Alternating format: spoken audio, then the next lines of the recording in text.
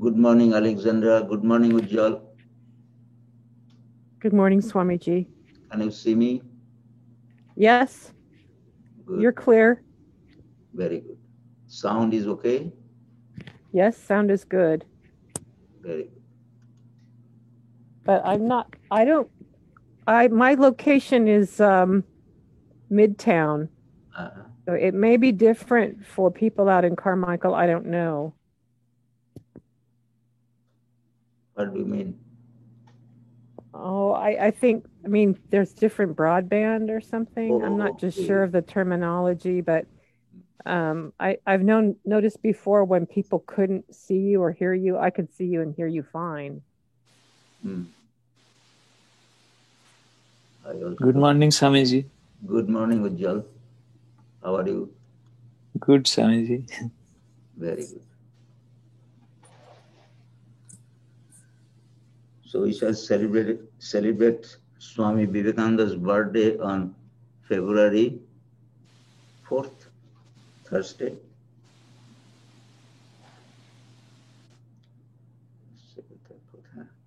So it will be streamed in the morning at 10:30.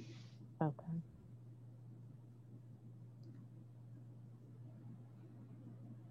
Good morning, Noel. Good morning, Swamiji. How are you today? Good, good. Nice and sunny here.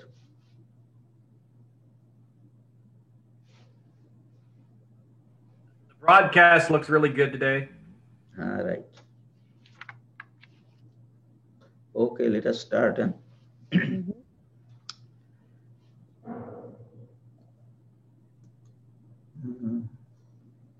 How to do that?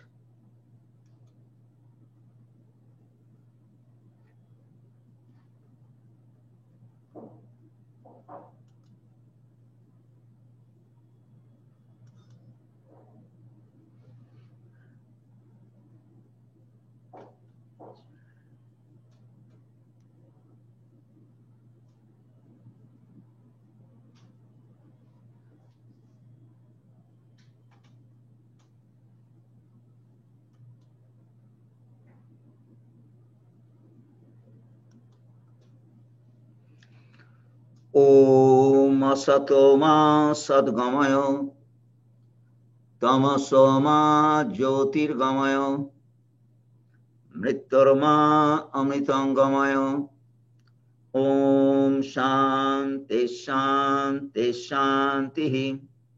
Om, lead us from the unreal to the real. Lead us from darkness to light. Lead us from death to immortality. Om, peace, peace, peace. The subject of my talk today is Swami Vivekananda and Buddha. You see on the back of my image, rather behind me, there are 5 images which are from our altar. And in the center is Sri Ramakrishna, on the left side is Holy Mother Sarada Devi, on the right side of Sri Ramakrishna is Jesus Christ, and on the right side of Jesus Christ is Swami Vivekananda. And on this side, on the left side of Holy Mother Sarada Devi is Lord Buddha. So now we can see the 2 pictures of, one is of Swami Vivekananda and another of Lord Buddha. So you can see that there is certain similarity in the postures. So they are like this. This famous picture of Swami Vivekananda, which is on our altar, it was taken in December 1896 when Swami Vivekananda was teaching Raja Yoga in London. There's a little bit dispute about that, but more or less it is accepted like that because Swami Vivekananda taught Raja Yoga in London as well as in New York. So the statue of Lord Buddha, and you can see that gesture is in deep meditation, and it is under the bo tree where he had his enlightenment. So he sat down and then meditated. The story is like this, that when Lord Buddha, at that time Gautama, Siddhartha Gautama was searching for the solution for the end of sorrow of humanity. So he went to 2 teachers, but he was not satisfied them. So he himself tried to find it out. And he remembered that during his young age, he used to meditate when he was in the palace where he used to spend his time. And certain moments were very good. So in that posture, actually, he remembered that, and remembering that, he started doing his own meditation. So under the bo tree, it is a Aswatha tree, as it is called, it is a type of banyan tree, and it is on the bank of the river Niranjana. Now it is called Phalgu River, near the holy place known as Gayadham. Gaya means a place of pilgrimage where, again, there is a connection with Sri Ramakrishna because his father went there and had the vision of, in a dream, Lord Vishnu came and told him that I shall be born as your child. So these are the connections are there. So this place, which is known as Bodh Gaya now, is just outskirt of the Gaya city. A little, sometimes ago, about even 50 years ago, one had to take a carriage to go there, but probably now the bus service and other things must be there. So under that tree, Lord Buddha, he actually started doing meditation, And he was really very sick in a sense that he was weak. He was doing a lot of austerities, very little food, and he was trying to do meditation as long as he could. So in that way, he was very tired and was almost fainting.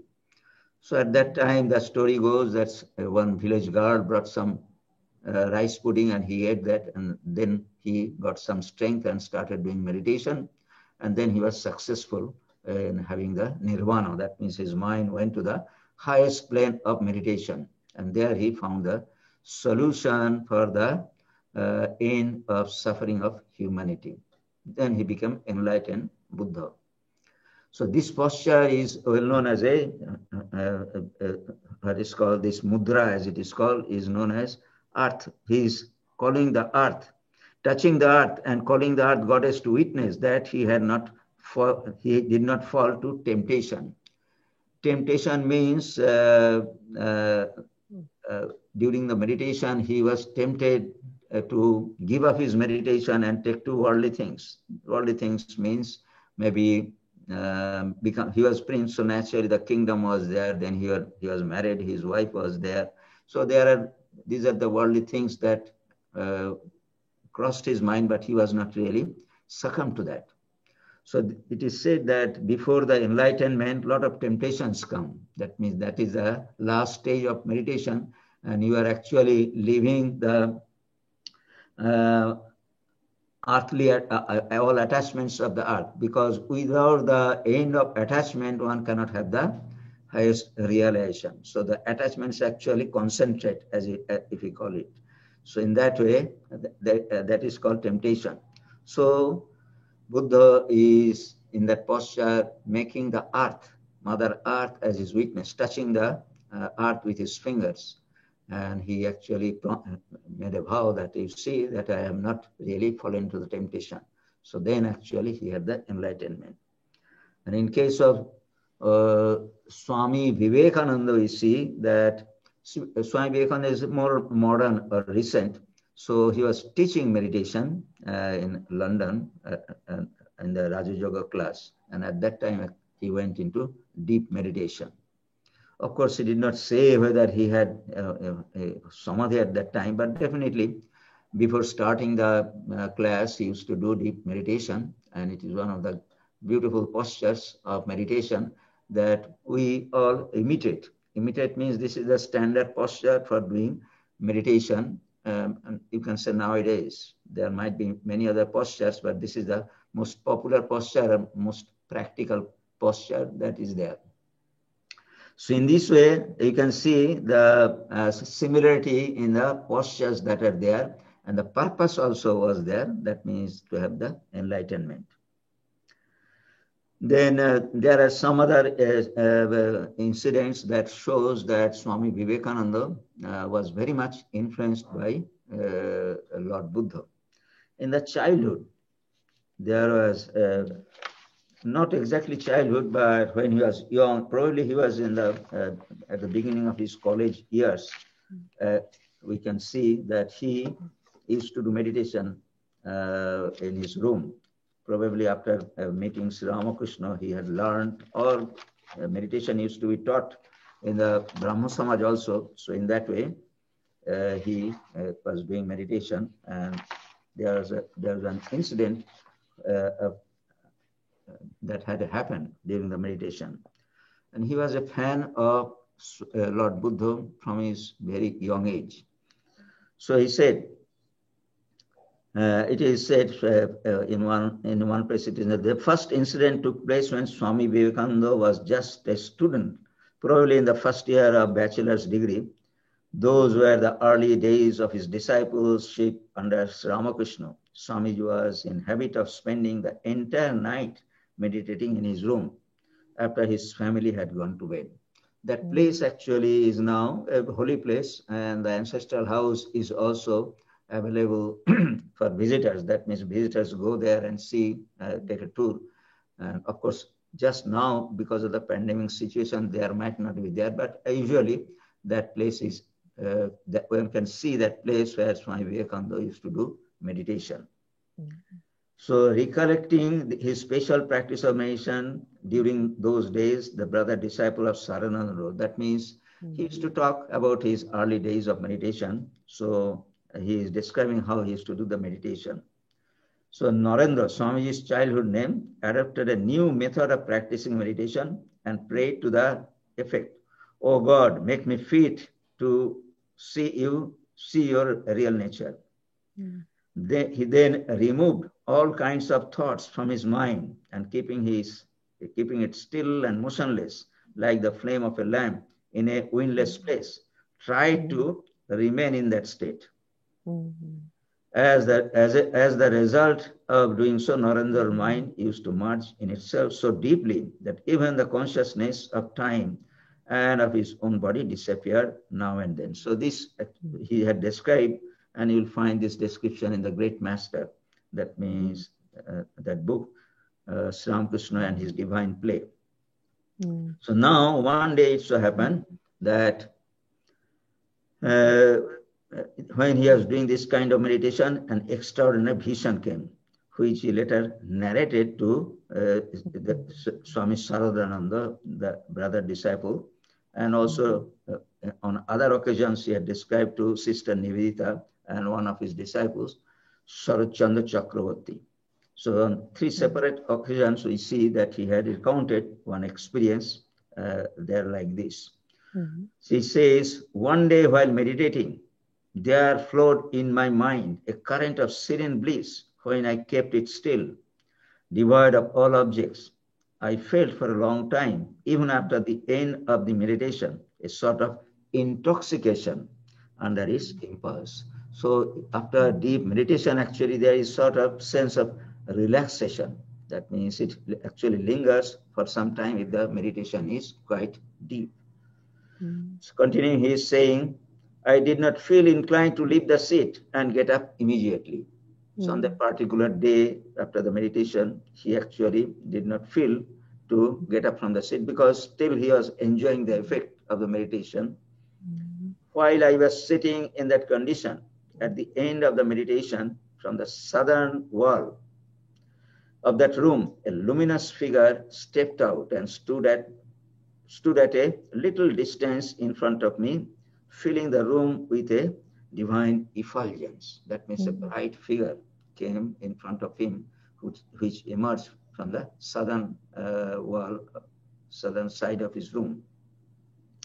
It was a figure of a sannyasin monk in ochre cloth, absolutely calm, shaven-headed, and staff and kamandalo. That are the usual belongings, you can say, of a sannyasin. Kamandalo, water pot, staff for walking, and that is a wooden bowl is kamandalo, and in 2 hands one staff and another hand, in one hand the wooden staff, in another the kamandalo, the water pot. The man was tall. The man was tall and largely built. There was a wonderful radiance on his visage. Yet there seemed to be no play of emotion on it.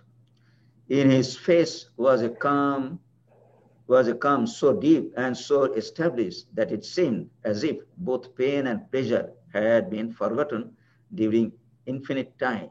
That means at that time his face was so serene that as if he is out, there's no affectation of pain at all in him. So he gazed at me.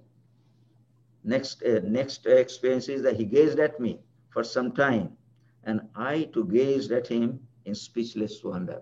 So mutual, what is called, contact was like this. He gazed at me, Swami Vivekananda is saying, and he also gazed at him. I felt very much drawn towards him. He walked forward towards me with a slow step, with his eyes steadfastly fixed on me as if he wanted to say something.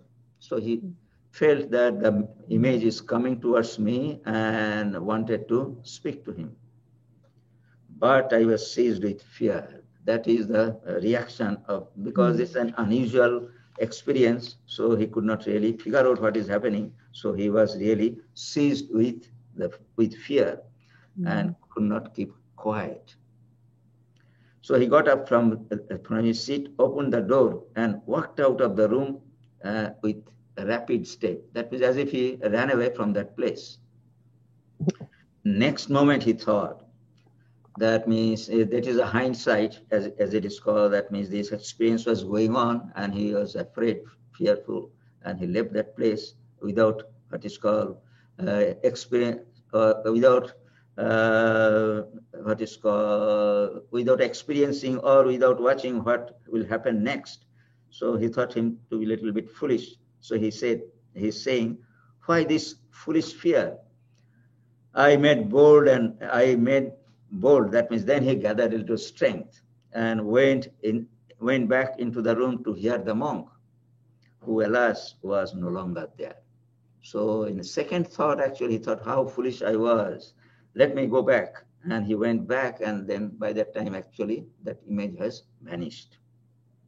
I waited long in vain and felt dejected. So he was really a little bit depressed because of his foolish action. Repenting that I had been stupid enough to fly away without listening to him. I have seen many monks, but never have I found such an extraordinary expression in any other face. That face has been indelibly imprinted in my heart. That means he remembered that image of that monk forever. So it was so impressive. Then he's saying, it may be a hallucination, but very often it comes to my mind that I had the good fortune of seeing Lord Buddha that day. So in hindsight, he felt that probably Lord Buddha came to him in a vision. So this is what is called some spiritual encounter of Swami Vivekananda with Lord Buddha. That means spiritual encounter, vision. There was another occasion also, a little later. At that time, when he had these experiences, he was visiting Sri Ramakrishna, and later on we see Sri Ramakrishna fell ill and he was brought to Kasipur Guardian House, just on the outskirts of Kolkata, for treatment. And there, just before his passing away, just before Sri Ramakrishna's passing away, he asked one of his disciples, his name was Buragopal. Later on, he became monk, and his name was Swami Advaitananda. He was senior, very senior, even senior to Sri Ramakrishna in age. He asked that I want to give some ochre robe and rudraksha bead to young disciples. And it was a gesture that he was giving giving ordination of monasticism to these boys. But it was not formal, just a gesture. So Buragopal brought about a dozen ochre cloth and rudraksha beads. And Sri Ramakrishna distributed those beads and ochre robe to the young disciples, those who were taking care of him. Swami Vivekananda, Swami Brahmananda, Swami Shivananda. In that way, there were 12 disciples who got those clothes and also the beads. And one was kept reserved for Girish Chandra Ghosh. Sri Ramakrishna said that afterwards you can give that to him. So when after this incident, it was towards the end, probably it was January or February of 1886 that this happened. Sri Ramakrishna was in the Kasipur Garden House. And suddenly it so happened that Swami Vivekananda was very much inspired by the what is called spirit of renunciation. And as we know that he was very fond of Lord Buddha, so he got an inspiration to visit Bodh Gaya. That means the place of this Lord Buddha's illumination. So without telling Sri Ramakrishna, he and two other brother disciples stealthily left Kasipur and went to Bodh Gaya. And after going there, actually, they did deep meditation. There are also some experiences that I shall describe now. While in Bodh Gaya, Swami Vivekananda paid reverential respects to Bodhi tree, an offshoot of the original tree under which Buddha had attained nirvana. Bodhi tree means, as I told you, the description of Lord Buddha's nirvana experience, or the experience when he had the illumination. So it was a Ashwatha tree, a type of banyan tree, but unfortunately it had died. Died means it is 2000 years, so naturally you cannot expect that a tree will live that long. So it had died, but it so happened that a branch of the tree was taken, or probably different branches of the tree was taken to different places during the time of Ashoka, about 200 years after Buddha, and was as a gift to different nations. And in that way, one branch was taken to Sri Lanka, where it was planted in Anuradhapur, a place, and it actually grew there, and that was still surviving. So those were, and it was thought that it would be appropriate to have a banyan tree here. So they brought a branch of that branch that actually grew there and planted there, and that had grown as a Bodhi tree during the time of Swami. It is still there, so it is very protected tree. So he is saying that remain in meditation before the image of Buddha. Remain absorbed in the meditation before the image of Buddha. It was while meditating thus that he, for the second time, keenly felt the presence of Lord Buddha and saw vividly how the history of India had changed by his noble teachings. So he was overpowered the emotion of this thought, and he had felt the presence of Lord Buddha during this meditation. It is not exactly said that whether he had the vision, the way he had the vision of Lord Buddha earlier in his home, but it is felt the presence. Then actually, this part is important, that he saw vividly how the history of India had been changed by his noble teachings. That means Buddha actually, after his illumination, he started preaching. He went to Varanasi, Kashi as it is called, and in the place called Sarnath, just outskirts of Sarnath, he started preaching. And in that way, actually, he spread the message of how to end the sorrow. That means noble truths. And first is the noble truths, then actually write 8 noble paths. In that way, he started preaching. And during his lifetime, he traveled in length and breadth of India, especially the North India, and preached. And he lived about 45 years after this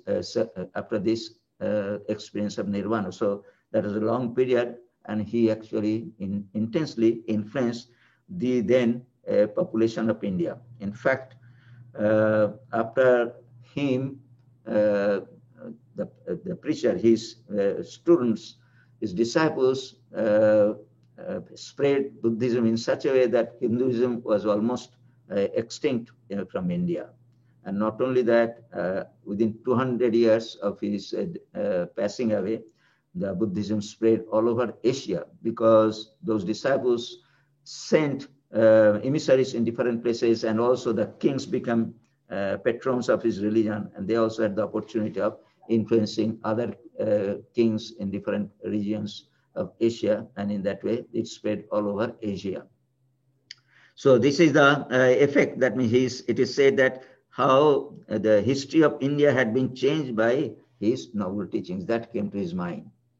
So that actually entered at the time of this meditation that we see. Upon returning from Bodh Gaya, Swamiji eagerly described his second vision of Buddha to his Guru Sri Ramakrishna. The conversation, of course, has been captured in the book Gospel of Sri Ramakrishna that we see. So at that time, Sri Ramakrishna was really very sick. He could not really talk. So by gestures, actually, he asked whether in that vision, whether Buddha had a tuft on his head. That means tuft means usually Hindu monks have a tuft in the head, but Buddha did not have. He had the his hair rounded up on above his head like a crown. So Swami Vivekananda replied that, no, sir, he seems to have a sort of crown. His head seems to be covered by strings of Rudraksha beads placed on top of one another. And then Sri Ramakrishna asked, how was his eyes? Nanda said, they show that he is in samadhi. That means in deep samadhi. That means closed eyes and having meditation. This is the second incident, you can say, experience of Swami Vivekananda. And incidentally, this was the first pilgrimage of Swami Vivekananda after coming to Sri Ramakrishna.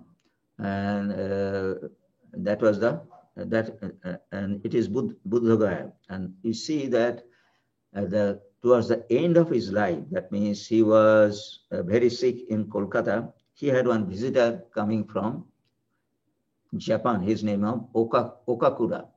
And he was a very well-known person for the restoration of art in Japan. He also attended the Parliament of Religion, but unfortunately there was no meeting of Swami Vivekananda and Okakura in Chicago during the Parliament of Religion. But later on, when Swami Vivekananda became very famous, and Okakura returned to Tokyo, and he also wanted to have a Parliament of Religion type of meeting in Japan. So he invited him to come to Japan. And at the beginning, he wrote letters, but later on, he himself came to give the invitation in person. So in that way, he came in the month of December or January, probably January 1902. And at that time, Swami Vivekananda was really very sick. So he said that, you see, I cannot really make any commitment of attending, but I desire to attend that because I love Japan because of his art and many culture and all those things. So he had a very soft corner for Japan. So on principle, he accepted that, but he actually did not make any commitment because of the health reasons. And Okakura remained with Swami Vivekananda as a guest for some time, and they used to have discussions about culture, religion, spirituality, and in that way they used to have conversations. And Swami Vivekananda and Okakura went to Bodh Gaya. The purpose was in Bodh Gaya.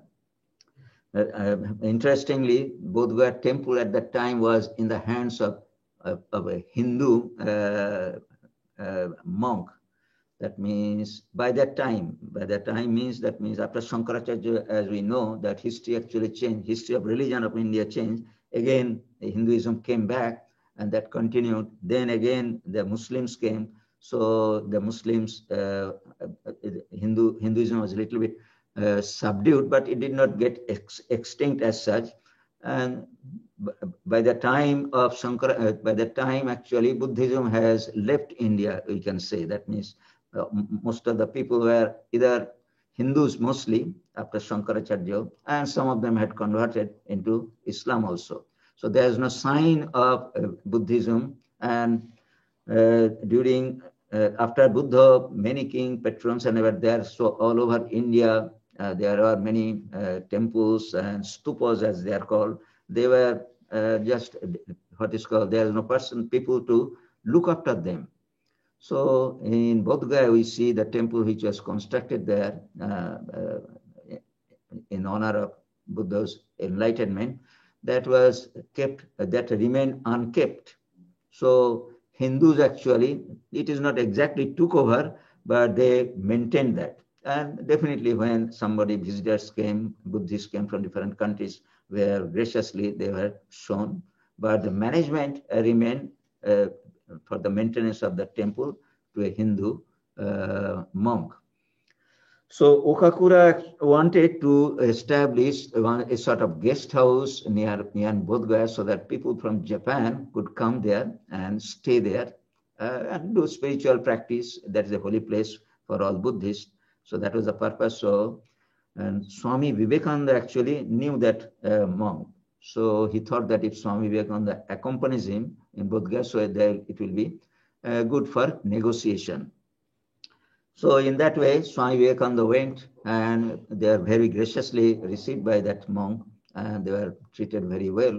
And they used to have negotiations, talks, and all those things. And also, Swami Vivekananda showed Okakura different things that he knew, and in that way, they spent some time there. And in that way, we see that was the pilgrimage, the last pilgrimage that Swami Vivekananda took because of Okakura's association. Later on, of course, it was not a successful mission from the point of view of Okakura's intention, but afterwards they went to Varanasi, that means Benares, for a rest. Swami Vivekananda wanted a little rest away from Kolkata, so he went there. And afterwards, before Sri Ramakrishna's birthday, that means probably in the beginning of March, he returned to Kolkata. The point is that the first pilgrimage of Swami Vivekananda, after he was initiated by Sri Ramakrishna, and also Sri Ramakrishna gave this Okaro, was Bodh Gaya, that means Buddha's place of illumination. And his last pilgrimage of his life was also that place, which is Bodh Gaya. That means it was around, it is said that it was his birthday when he reached Bodh Gaya. That was 29 January of 1902. In that year, according to Indian calendar, that was his birthday. According to English calendar, his birthday is 12th January, but on that particular year, it was, according to Indian calendar, it was 29th January. For example, this year, actually, we are celebrating 4th February according to Indian calendar. This, as you know, the days vary according to the calendars. So this is a very significant standout incidents in the life of Swami Vivekananda that we see. Now, these are the association that is there that I am saying that we find in the life of Swami Vivekananda. There are many other aspects that actually reminds us similarities or association of Swami Vivekananda with Lord Buddha. I can just point out. Buddha was so compassionate, you know, when we read the life of Lord Buddha, who was Gautama at that time, he was very compassionate. So there was an incident in the life. He was compassionate from childhood that he saved the life of a swan after it was struck by an arrow of his brother Devadatta. Devadatta was his cousin, and they lived in the same place. They are of the same age also, and later on Devadatta became a monk also, and there was some rivalry also between them also that we see. So at that time, Devadatta, a prince, so naturally he was practicing archery, so he struck one swan, and that swan actually fell in front of Buddha, who actually did not kill birds or animals, though he knew archery. And then he took out the arrow and nursed that bird, and Devadatta came and argued that I have struck this bird, so the bird belongs to me, so you have to give it. Then actually Buddha contradicted him, saying that no, the person who kills, he does not possess the what is called the bird. He will not possess the bird. The person who actually saves the bird will have it. So in that way, there is an altercation. And the point is this: that means he was so soft-hearted. That means his heart was so soft. He was so compassionate that he could not really see the suffering of what is called these birds and animals. In case of Swami Vivekananda also, you see Narendranath, he was also very compassionate. Compassionate in a sense that means he could not see the poverty and such other things, poor people suffering and all those things from his childhood. And there was incident that we see recorded in his life. So he had the habit when a beggar or somebody wanted something from the street. So what he used to do, he used to give away clothing and all those things that came in his hand to that poor person, and he used to throw those things through the window. And his mother actually watched that, so he kept him locked in a room. But again, from there also he used to throw away to the poor people these clothing and all those things. That shows that he had this compassionate heart from the very childhood. So this compassion for others, compassion for human beings, and in case of Lord Buddha, we see compassion for the even animals and birds was a common feeling or common characteristic of these two noble souls.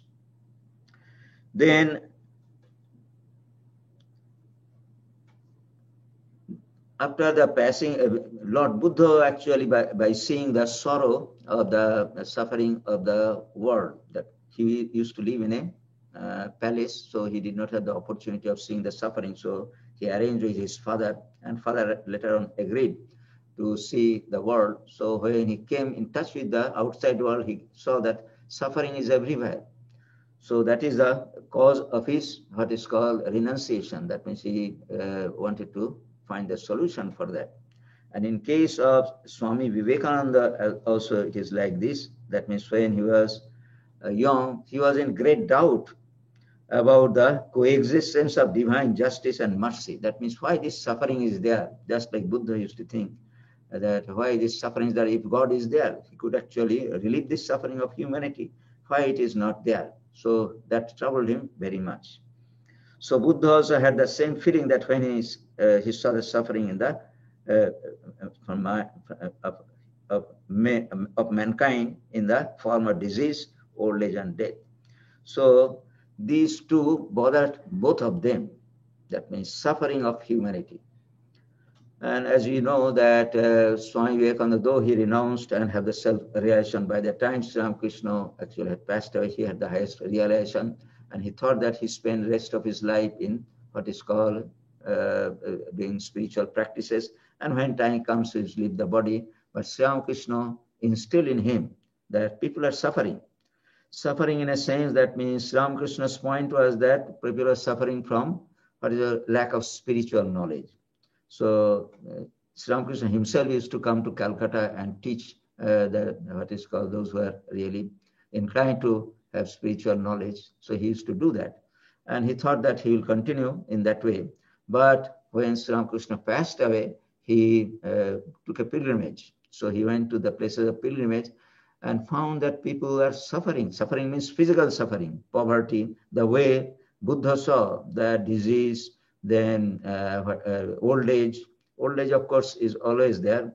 And also during Swamiji's time, it was not only disease, but lack of food, lack of education, lack of health, and all those things were really rampant. That is, people are suffering like anything from poverty and other diseases and such other things. So he thought that it will be a mockery to preach a religion, spirituality to these persons, because they first need to survive. Survival is their question. So that compassionate heart actually changed up when he went for a pilgrimage, that we see.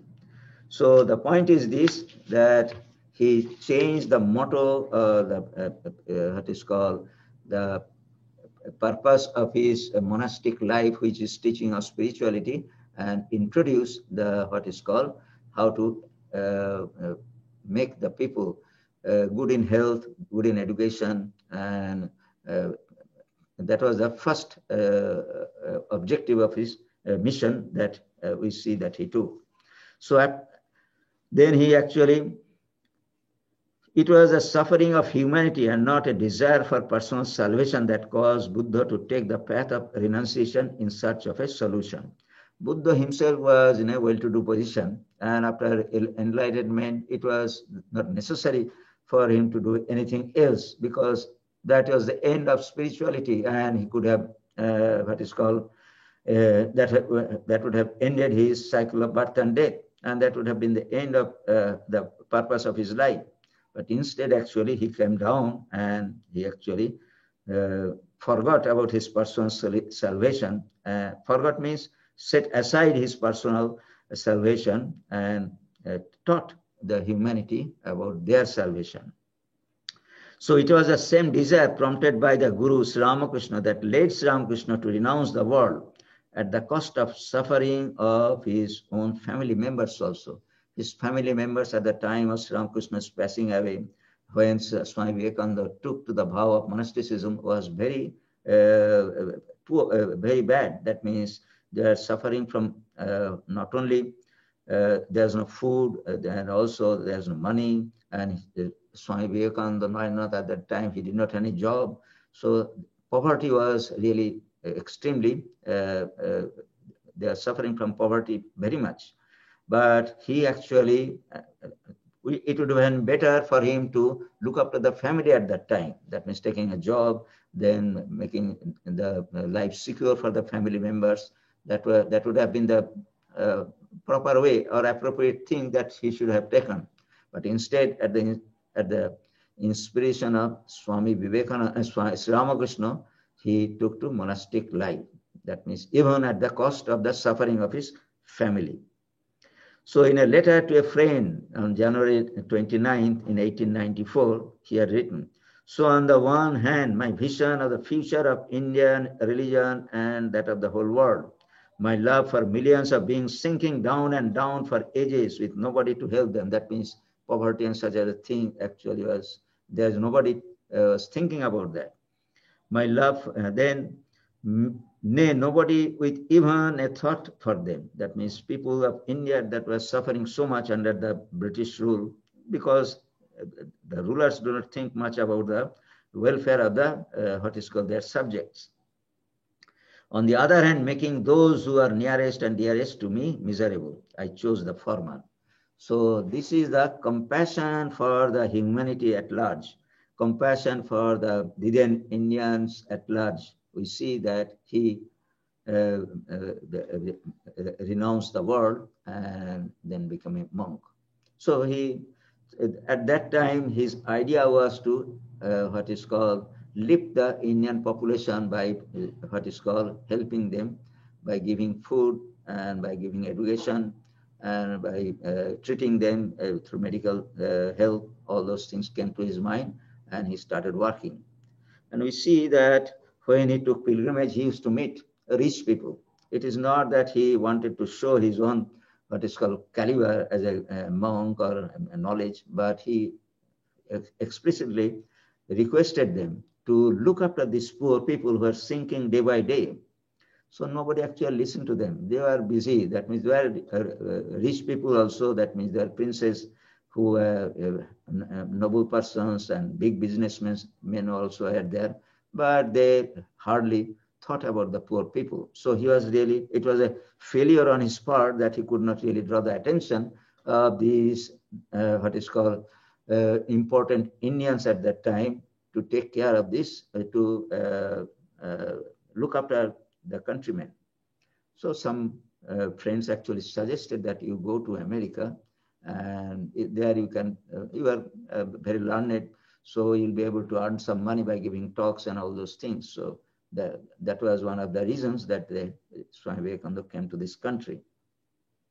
And later on, of course, we see that he was successful here, and also he was able to raise the or draw the attention of Indians and also Americans for his cause. And he was really he could lay the foundation of this mission. That means to alleviate the life of these poor people.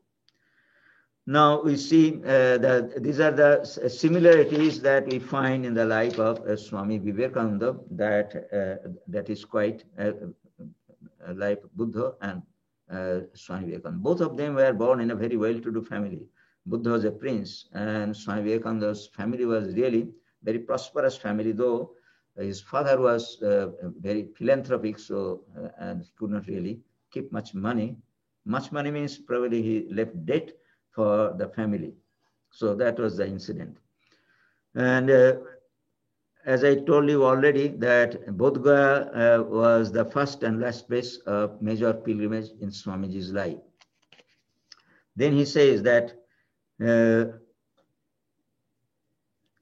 in Varanasi, that means in Sarnath, which is in Varanasi, that means on the outskirts of Varanasi, Buddha actually preached his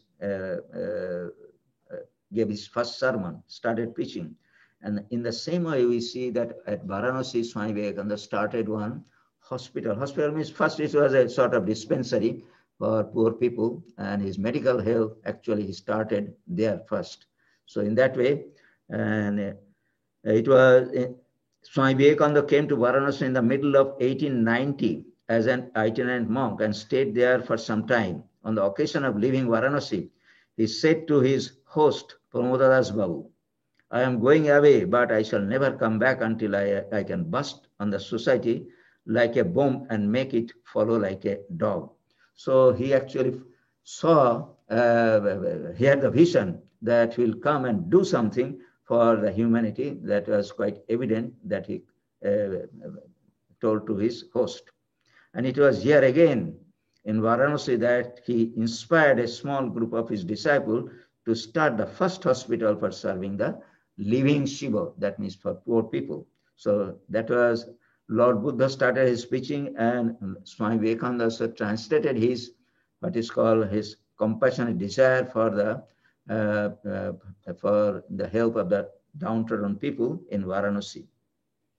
And it is said the first hospital for serving the living Shiva, men and women, sick and dying of starvation and lack of treatment. So the first hospital was started there. So in that way also we see the preaching of Buddha and preaching or translating the what is called preaching of humanity, or what is called helping the poor people, started in Varanasi. That is also a sort of brings and gives a thought that there is some similarity in that. Then Buddha started Sangha. Buddha is well known for the starting the Sangha. Buddham Saranam Gacchami, Sangham Saranam Gacchami. So in that way, Buddha started the great organization. And in case of Swami Vivekananda also, we see that he started this organization, Ramakrishna Order. It was his guru, that means Ramakrishna asked him after his passing away to take the formal monastic vows, and with these young disciples form an organization for teaching and preaching. And he actually translated that after he returned from USA. That means around 1897, I think. He started in the month of May, at the beginning of the month of May, he officially started this organization. By that time, he used to send money for poor people to the disciples, or to the what is called to the mott. That means he had by that time gathered the monk and started this Boranagar mott. Then Alam Bazar mott was transferred to Alam Bazar mott, and in that way, mott was established, and he used to send money to them to help poor people, and of course for their maintenance. And officially with the devotees and followers, by that time, large people have known Swami Vivekananda, has become familiar, because he traveled throughout length and breadth of India after returning from USA. And in that way, he inspired people, and the people became sympathetic, and he started this organization, Ramakrishna Mission. So it is, the similarities here. Buddha founded the Sangha, the monastic order, with the ideal, Bahujana Hitaya, Bahujana Sukhaya. That means for the good of many and for the happiness of many. And Swami Vivekananda founded this monastic order. He also founded this monastic order. Buddha's Sangha actually had two aspects. One, the monks, and another was the lay disciples. So they were, and also what is called in the monastic order, he had what is called men and women. That means sannasis and sannasinis. In that way, it was very large and big. It became slowly. But Swami Vivekananda established this monk for men only. And the purpose or the ideal was Atmana Mokshartham Jagadhita. So it is almost same. But Atmana Mokshartham, that means for the liberation of one's individual. He did not really budge from the spiritual goal. That is why it is said that the purpose of all the work that his mission, that means this order does, is spiritual. It is not really material. Just what is called helping people in the materialistic way giving food or health or education. It is definitely necessary for their growth, but that is not the end by itself. Ultimate aim is the spiritual realization, Atmana Mokshartham. So in that way, we see that there are certain similarity between Buddha and Swami Vivekananda, that they started organization for the humanity at large. So these are the, in the life of Buddha, we see that in the life of Swami Vivekananda, we see the reflection of the life of Swami Vivekananda. And also in many places, Swami Vivekananda has said about Buddha, which are really very, very not only interesting, but he had said that he thought that Buddha was a, what is called the, not exactly ideal, that the best of human being. That means he represents the, as a human being, he was the most ideal. He said that Lord Buddha is my Ishto. Ishto means my God. He preached no theory about Godhead. He was himself God. I fully believe it. That means he had so much respect for him. So that another aspect he has pointed out, I am the servant of the servants of the servants of Buddha. Who was there ever like him? The Lord, who never performed one action for himself. With a heart that embraced the whole world, so full of pity that he, prince and monk, would give his life to save a little goat. There's a story that one person was taking a goat to be offered to a deity. So Buddha said that, well, if you instead you just release this goat and take me, because I'm a human being, so your punna will be much more if you offer me, a human being, to the deity. So he actually, that means this is a story that shows that he was so sympathetic even for an animal. So loving that he sacrificed himself to the hunger of a tigress. So these stories are there. To the hospitality of a pariah and blessed him.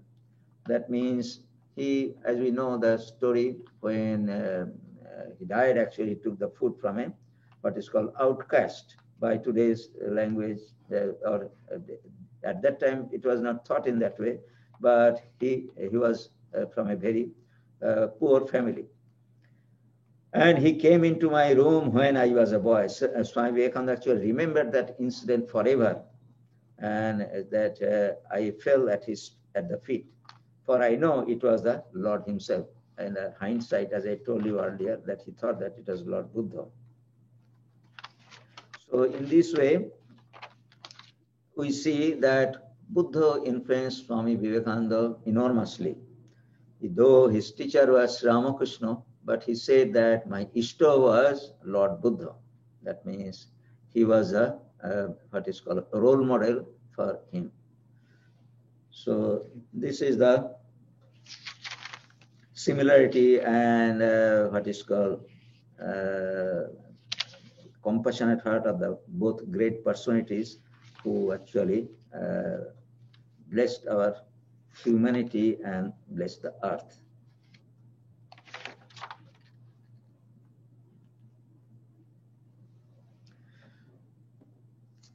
So we shall be celebrating on Thursday, birthday of Lord Buddha, and there will be on Friday, Ishwadhananda will start a new class. The new book will be Narada Bhakti Sutra. He gives a class at 6 p.m. on Fridays. And since there will be, on Thursday, there will be Swami Vivekananda's special celebration, there will be no class of Raja Yoga on previous day, that means on Wednesday, February 3rd. And on Sunday, February 7th, the subject of talk is the speed breakers of meditation. That talk will be given by Swami Ishwadhananda. So the bulletin actually has been mailed, I think, by email to everybody, and soon it will be on our website also. That within today or tomorrow, it will be on our website. Om Madhuvataritāyate Madhuksharanti sindhavaha madhi irno santoshadhihi madhunakta mutoshasi madhumat parthivagangrajaha madhudaurastana pita madhumanna vanaspatihi madhumagangastu surjaha madhirgavo bhavantunaha. Om Madhu, Madhu, Madhu. Sweet with the winds and the oceans, give forth blessedness. May the earths and plants bring us health and happiness. Sweet unto us with the nights and dawns. May every particle of Mother Earth be charged with blessings. May the heavens shower us with benediction. Sweet unto us with the noble forest trees. Sweet unto us with the shining sun. Sweet unto us with the all living creation. Om, sweetness, harmony, peace. So if you have any question, you are welcome to ask me.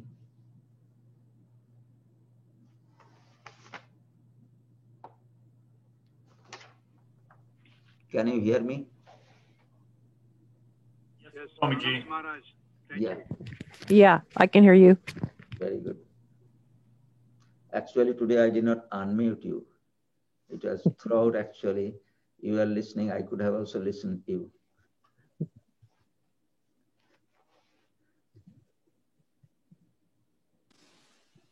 Swamiji, Yes. this is Ujjwal. I have a question. Maybe this is a different topic, maybe, but it came to my mind, so I thought I'll ask you. What Right. is the basic difference between Buddhism and Hinduism? Okay, Buddhism actually, Hindus believe in God, and Buddhists do not believe in God. That means they believe in spirit. That means you have your own spirit. That means consciousness, spirit, and you can realize that by doing meditation and spiritual practice, and that is enough for nirvana. That means for liberation. But Hindus have many multifarious God and different aspects of divinity they have. So, of course, in Hinduism also, there is a meditation by which actually you can really reach your true self. That is also there. But it is multifarious. That means it is much more elaborate. And Buddha denied Vedas. That is the singular point which makes the difference of Buddhism and Hinduism. If you are a Hindu, you have to accept, that is a condition. Unknowingly, we accept that condition that we have to have faith in Vedas. Vedas are the words of spiritual truths that have come down to us from ancient times. But Buddha actually denied that. That means he did not believe in the Vedas. He said that those two are humbugs. That means what is the use of knowing those things? You just Atmadipo Bhavo, just do your own spiritual. He actually emphasized personal effort very much. That means without your personal effort, nothing can happen. So you discover your true self and find out for yourself whether there is God or there is no God. So in that way, that is a fundamental difference between Buddhism and Hinduism. Okay. Thank you, Swamiji. All right. Thank you very much for listening. We shall see you on Thursday. And our worship service, special worship service will be streamed at 10:30 in the morning.